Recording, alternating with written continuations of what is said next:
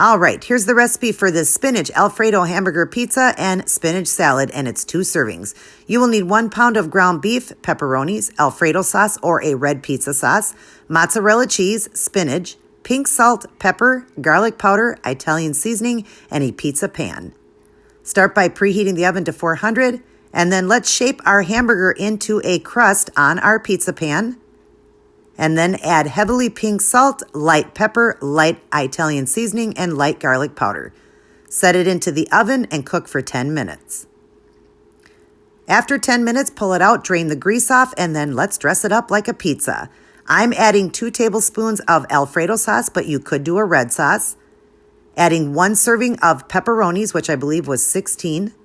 And then 1 cup of spinach, 1 cup of mozzarella cheese, and then let's add a little bit more garlic powder and Italian seasoning.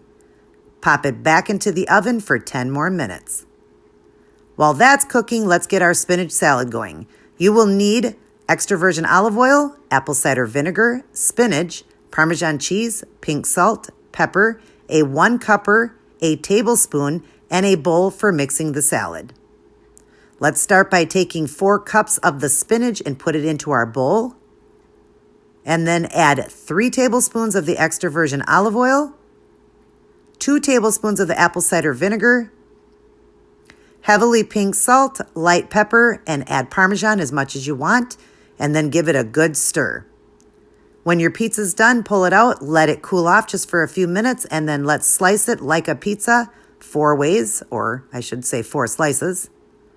And then let's dress it up on our plates here, with our salad, adding extra Parmesan cheese over the whole thing.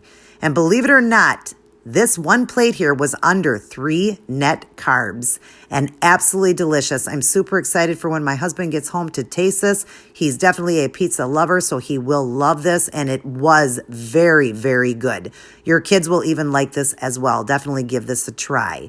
And everybody remember to always keep it keto.